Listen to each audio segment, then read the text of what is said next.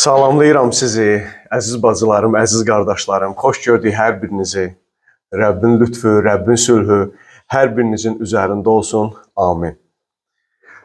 Bizə həmişə valideynlərimiz, böyüklərimiz, nənələrimiz, babalarımız nə öyrədiblər? Qürurlu ol, özünü üstün tut, başqasını əz keç, güclü ol.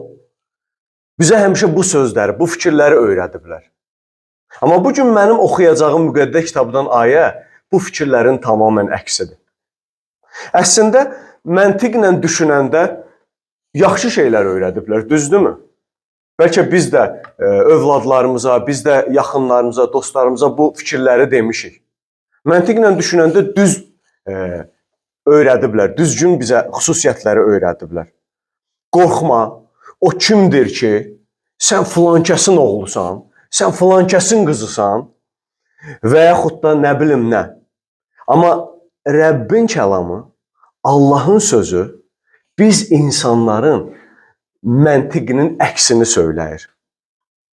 Mənim yadımdadır, mən İncil kitabını ilk dəfə oxuyanda gördüm ki, İsa Məsih deyir ki, sənə pislik edənə sən yaxşılıq elə. Mən təəccübləndim. Necə yəni?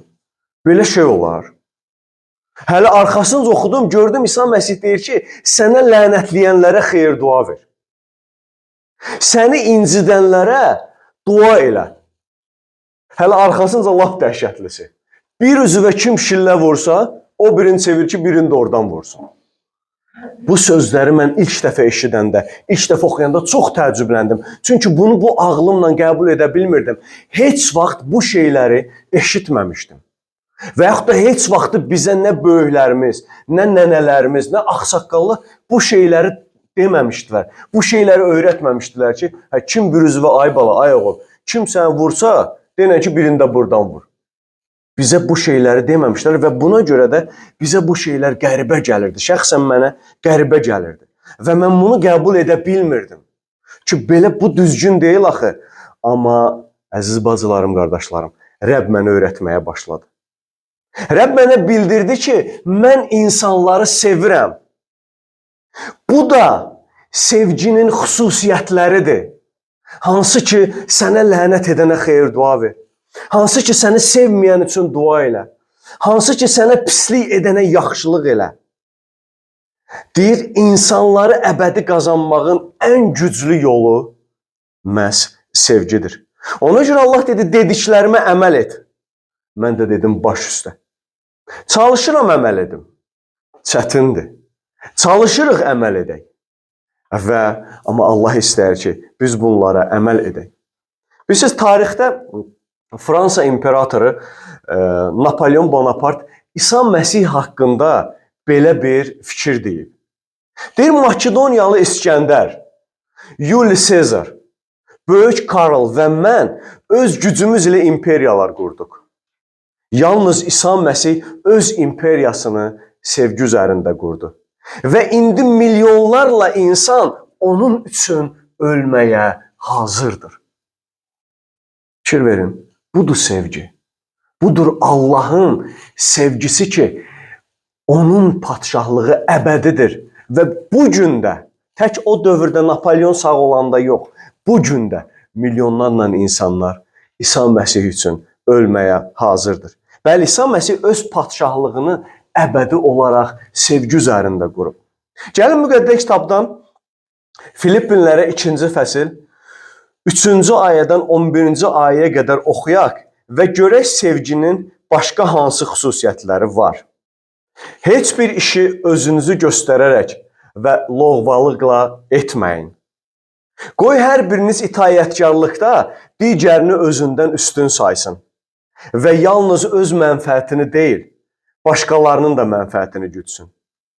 Məsih İsa necə düşündü, siz də elə düşünün. Allah surətində olduğu halda o özünü Allaha bərabər tutmağı bir haqq saymadı. Lakin özünü heç etdi və qul surətinə salıb insanlara oxşar oldu. İnsan şəklini alıb özünü aşağı tutdu və ölümə qədər, çarmıx üzərində ölümə qədər itaət göstərdi. Buna görə də Allah onu çox ucaltdı və ona lütflə bütün adlardan ali bir ad verdi ki, göydə, yerdə və yerin altında olanların hamısı İsa'nın adına ehtiram edərək diz çöksün və hər dil Ata Allahın izzəti üçün İsa Məsihin Rəbb olduğunu bəyan etsin. Amin. Amin. Fikir verin Allahın sözlərinə. Fikir verin Allahın kəlamına, ayəsinə. Və necə başlayır Həvari Pavel bu məktubda bu sözlərini? Deyir, heç bir işi özünüzü göstərərək və ya lovğalıqla etməyin. Bu fikirdə həm əmr var, həm də özünü yoxlama. Əmr budur ki, lovğalanma. Özünü yoxlama budur ki, gör, elə edirsən. Çünki əziz bacılarım, qardaşlarım, edəcəyimiz işlərin hamısı bizim yox, Rəbbindir. Və nə ediriksə, biz özümüz üçün yox, Rəbb üçün edirik. Məsələn, mən ilahı oxuyuram və yaxud vəz edirəm. Mənə ilahi oxumaq üçün səsi və yaxud da danışmaq qabiliyyətini Rəbb verib. Bunlar məndə yox idi. Rəbb bunu mənə verib ki, mən bununla Rəbbi izzətləndirim. Mən bununla Allahı yüksəldim, ucaldım. Çünki biz həm ilahı oxuyanda, həm vəz edəndə iki şeyi düşünürük. Birinci, Allah izzətlənsin. İkinci, bacılarımızı, qardaşlarımızı ruhlandıraq. Əgər mən belə düşünməyib lovğalansam, əgər mən belə düşünməyib qürurlansam, özümü göstərsəm, mən Rəbbi izzətləndirməyəcəm. Nə də bacılarımı, qardaşlarımı ruhlandırmayacağam. Və gec-tez bu xidməti Rəbb mənim əlimdən alacaq və məni cəzalandıracaq və məni kəsib atacaq. Çünki mən nə etdim? Rəbbin izzətini öz üzərimə götürdüm. Ona məxsus olan tərifi öz üzərimə götürdüm. Əziz bacılarım, qardaşlarım, insanlar bizi həmişə tərifləyəcək.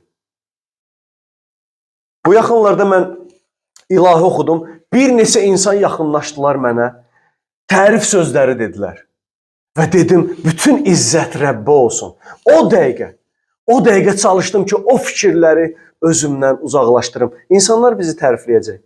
Sən nə yaxşı vəz edirsən. Sən nə yaxşı məzmur dedin. Sən nə yaxşı vəz elədin.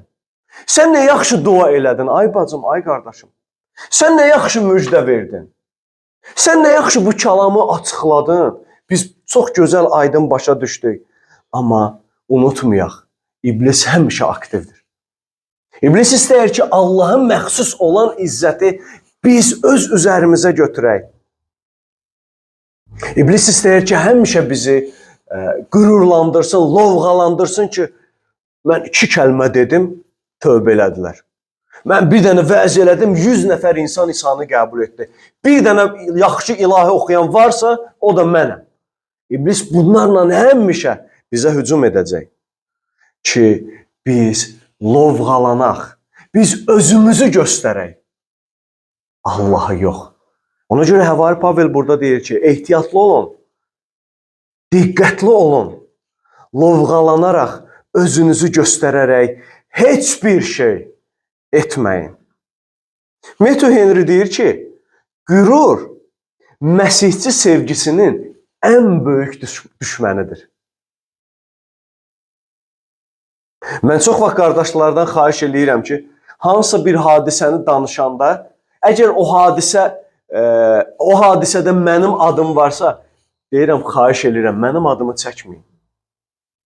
Mən də insanam. Mən də sənin kimi insanam. Mənə də bu fikirlər gəlir. Məndə də bu fikirlər ola bilər. Ona görə xahiş edirəm, denən bir qardaş, denən bir bacı, denən filan kəs. Bilirsiniz, müqəddəs kitabı oxuyanda Yəhya müjdəsini bir maraqlı yerlə rastlaşdım. İstəyirəm o ayələri sizinlə oxuyum və o sonra fikirləri sizinlə bölüşəcəm. İsa Məsih deyəndə ki, aranızdan bir kimsə məni satacaq, orada belə bir hadisə baş verir. Yəhya müjdəsi 13-cü fəsildə görün nə yazılıb.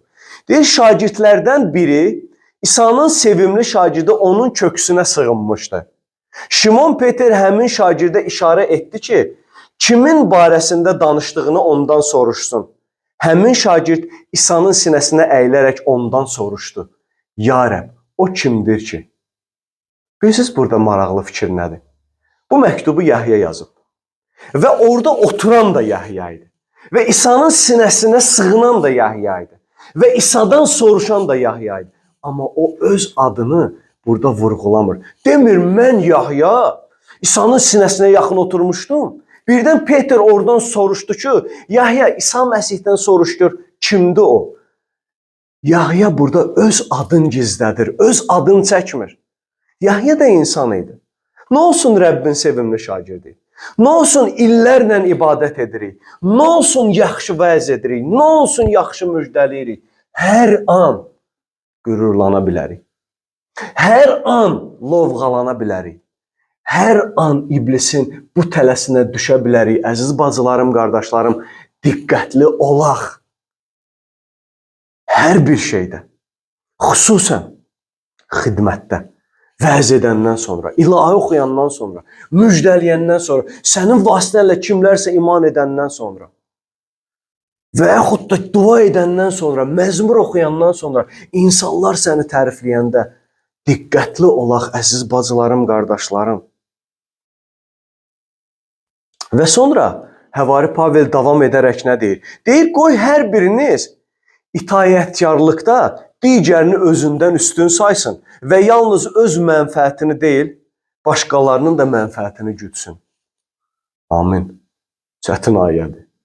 Çox çətin ayədir. O ayənin mənası bilirsiniz nə deməkdir? Sən həmişə düşün ki, başqası səndən yaxşı imanlıdır.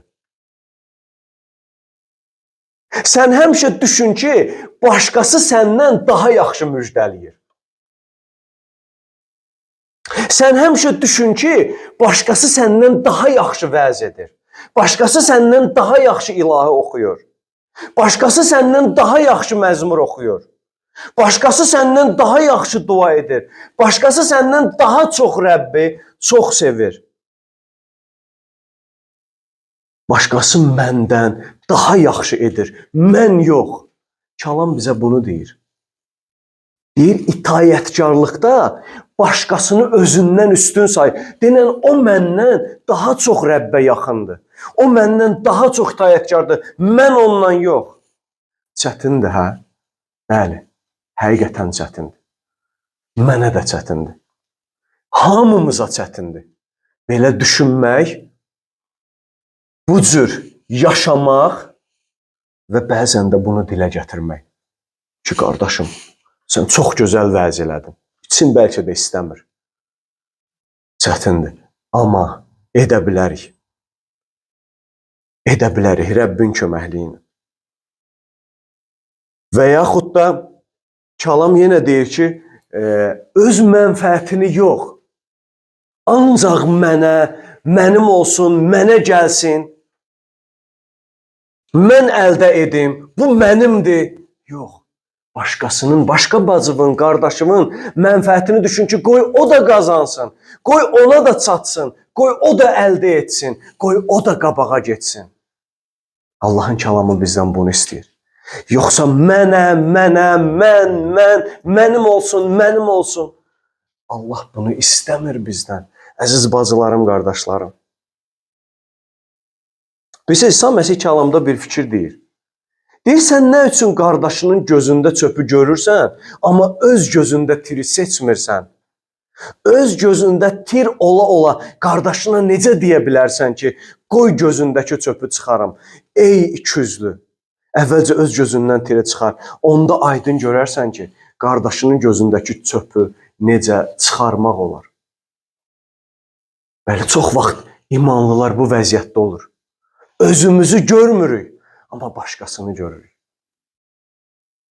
Amma Allah deyir ki, bu şeydə ehtiyatlı ol. Həmişə özünə bax. Həmişə özünlə mübarizə apar. Onda biləcəksən ki, başqasını düzəltmək, başqasının həyatında o şeylərdən onun azad olması üçün ona necə kömək etmək lazımdır. Bəli, Allah bizə kömək etməyə qadirdir və etmək də istəyir. Yetər ki, biz istəyək. Yetər ki, biz istəyək ki, ya Rəbb, çətindir mənə. Mən bacarmıram. Mən yaxınlaşıb indi ona deyə bilmirəm ki, qardaşım, sən çox gözəl vəz elədin. Sən çox gözəl məzmur dedin, ay bacı. Sən çox gözəl ilahi oxudun, ay qardaş. Sən çox yaxşı müjdə verdin.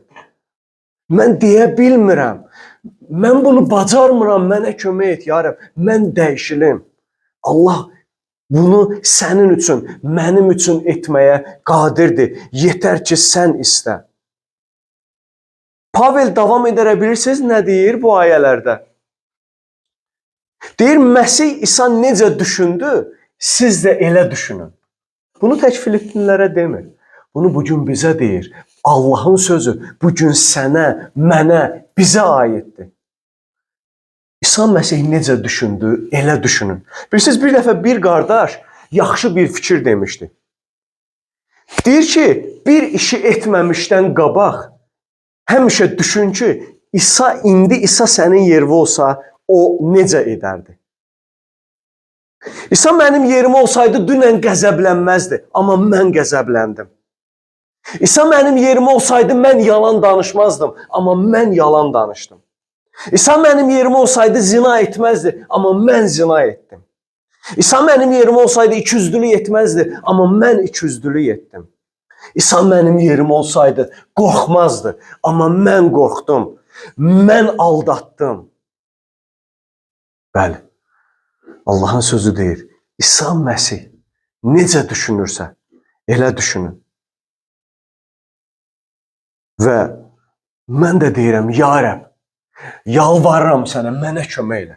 Həmişə bunu deyirəm. Mənə kömək elə, ya Rəbb, sən necə düşünürsən? Sən necə insanlara baxırsan? Sən necə insanlara yanaşırsan? Sən necə insanları sevirsən? Mənə kömək et, mən də sənin kimi olum. Çox çətindir. Bu günahlı bədəndə, bu günahlı dünyada çox çətindir. Amma Allah kömək etsə və biz istəsək, Allah kömək edəcək və Allahla bunu etməyə biz qadir olacağıq. Və sonra ardınca deyir, Allah sürəti olduğu halda o özünü Allaha bərabər tutmağı bir haqq saymadı. Lakin özünü heç etdi və qul sürətinə salıb insanlara oxşar oldu. İnsan şəklini alıb özünü aşağı tutdu və ölümə qədər çarmıx üzərində, ölümə qədər itaət göstərdi. Amin.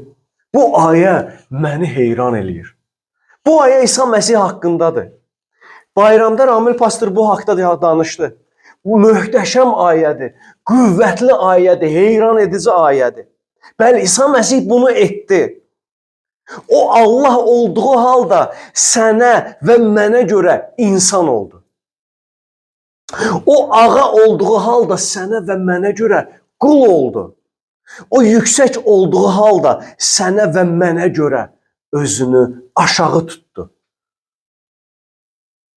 Sənə və mənə görə əzab çəkməyi, ölməyi və itaət etməyi qəbul etdi.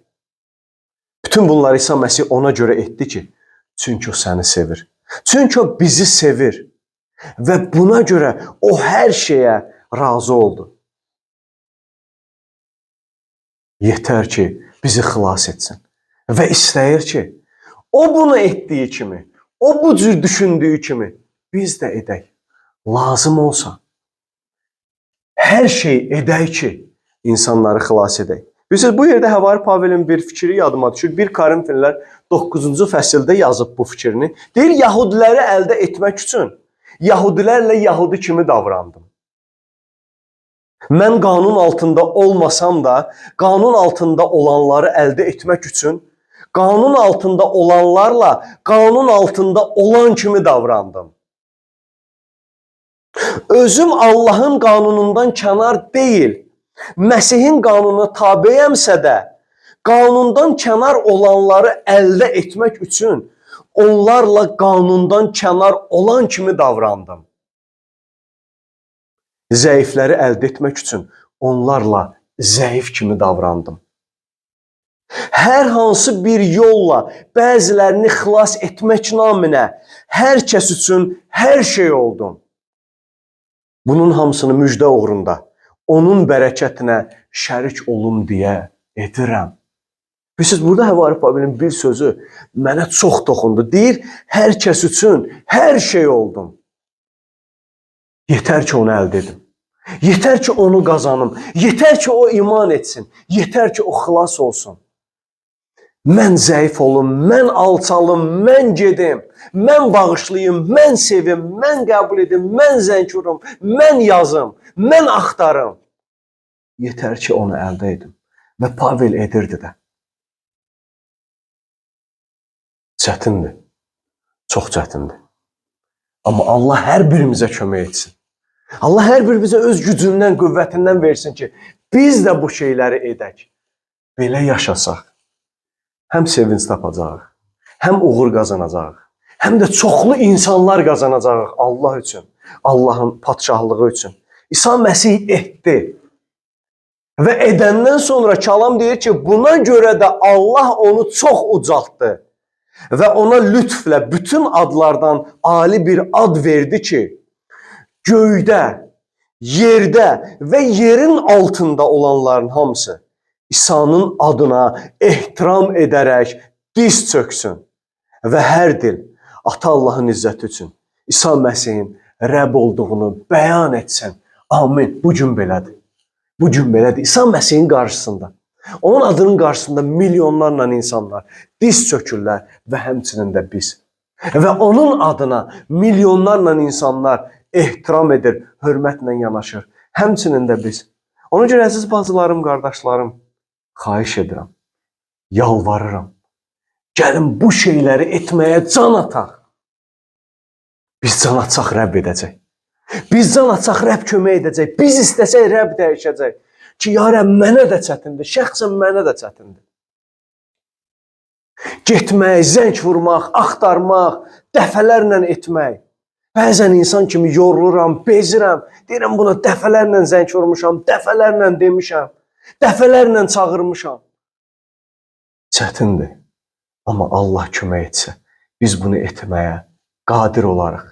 Qoy Rəbb bu işdə hər birimizə xeyir dua versin, hər birimizə kömək etsin ki, Rəbbin sözlərinə sona kimi sadiq qalaq. Amin.